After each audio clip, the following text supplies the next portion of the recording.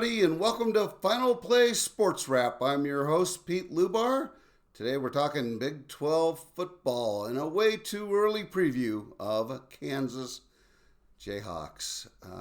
It's going to be an interesting year for Kansas. They lost a great deal of talent on both sides of the ball, and didn't have the best of seasons last year, but ended strong.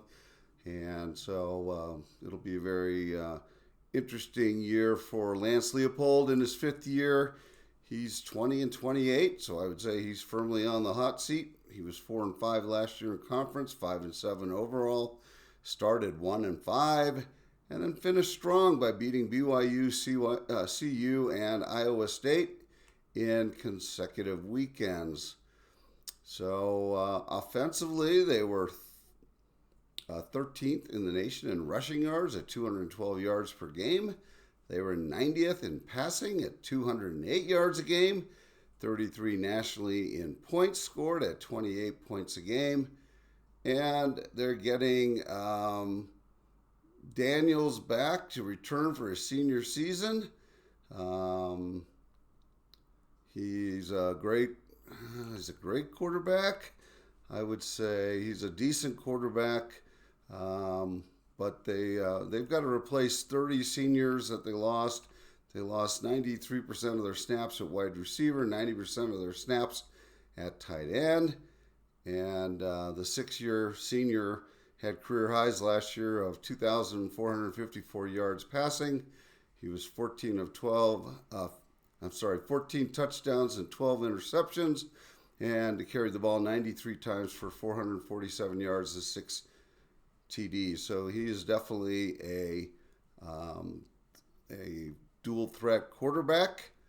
He'll be throwing, well, from running back standpoint, Devin Neal has left. He's in the NFL. But they've got Daniel Hishaw back, and he's expected to step into the starting running back role for the Kansas Jayhawks in the upcoming season. Hishaw has played 34 games for Kansas, so quite a bit, accumulating 1,493 rushing yards on 282 attempts and 18 touchdowns.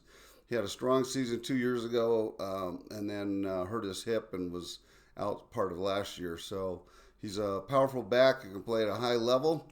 They also brought in LaShawn Williams, a transfer from Iowa, who is expected to contribute as well at the running back position. Almost everyone knew from a receiver standpoint at KU. They landed 4 transfers. Alabama's Emmanuel Henderson Jr. is coming over. Albany's Levi Wentz. Ball State's Cam Pickett. And Columbia's Bryson Canty. And they also returned Doug Emilion and Keaton Kubaks. But if you look at that, Lentz, Pickett, Canty, all at smaller schools will have to step up. And at tight end, they've got Deshaun Hanukkah. He's coming off an Achilles tear, but was able to participate in spring practice. And they added a transfer in late spring from Rice, Bowden Groen. And they returned Leighton Cure to the tight end room. Offensive line should be okay.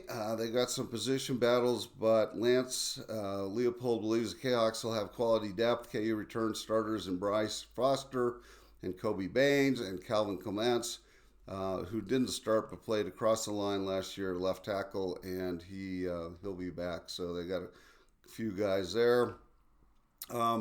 So offensively, it's going to be interesting to see whether they can get the production that they need to participate or compete really in the Big 12, and that's the question. All new guys, basically. The quarterback's back. Quarterback was okay, 14-10, I think were the numbers. That doesn't show a lot of great accuracy, and maybe didn't have familiarity with his wide receivers, and he's going to have sort of that same problem this year as well. On the defensive side, Kansas was 10th in the Big 12 for scoring defense, allowing 26 points per game. They were 12th in total defense, giving up 392 yards per game, which was 92nd in total defense, so not very good on the defensive side. Defensively, they're replacing 91% of their snaps from the 2024 season. But they did add a experienced transfer in South Carolina, transfer Bengali Kamara. He's a four-star kid. And then they got Bowling Green transfer Joseph Sipp Jr. and West Virginia transfer Trey Latham. So from a transfer standpoint, they had the 39th ranked class. They brought in 27 transfers. The key additions include defensive tackle Greg Keys returning from Auburn. He was at Kansas at one point. Defensive tackle Jaleel Hurley from Alabama and quarterback DJ Graham from Utah State. And then from its transfer side, on the offensive side, they got an offensive lineman from North Texas, Tyler Mercer, and they received Cam Pickett from Ball State, and a kid named Jaden Doss from Nebraska just recently committed to the Jayhawks. Recruiting overall was 68th nationally. They brought in 17 kids. They brought in 2 4-stars in that group. One is a receiver, Jaden Nickens, from Chatsworth, California. And then they brought in David McComb, a quarterback from Edmond, Oklahoma. So getting a 4-star quarterback bodes well for the future. If you look at the schedule, it's going to be a very interesting year. They started home with Fresno State on August 23rd, and it's a 0 week. So they've got 3 byes this year. And Fresno State's going to be one of the better teams in the Mountain West this year. Although they have a new coach in Matt Entz. Matt Entz is bringing his style of football, which was national championship winning at FCS North Dakota State. So Matt Entz, pretty good coach. So we'll see, because Fresno State wasn't all that good last year, but expect them to be much improved and run the ball against Kansas. And if you want to see my preview on that, you can go out to my YouTube page. But you got Fresno State, and then you got Wagner, which should be a win, and then you go to Missouri. And Missouri's picked towards the bottom of the Big 12 this year, but SEC. But they were a pretty good team last year, and so even a bad SEC team, and like they're ranked 48th nationally, is still pretty good. And so that'll be a ball game for Kansas.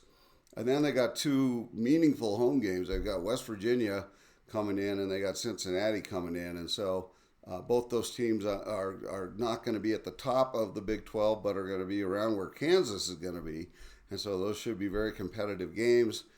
And then you go to UCF, a game that Kansas probably should win, and then you get to Murderers Row. So you get at Texas Tech, October 11th. You get Kansas State at home.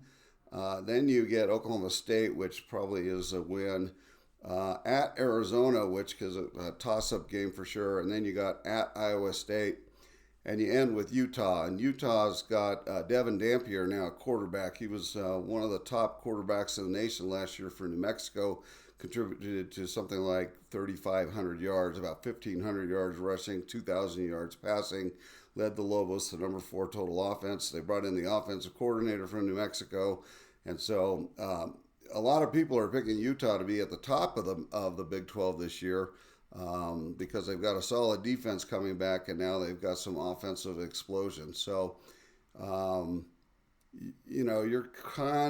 think you're kind of looking at, and unfortunately, you got some bye weeks before West Virginia, before Central Florida, and before Iowa State. So I could see Kansas having sort of a 6-6 year, maybe a 7-5, good enough to go to a bowl game.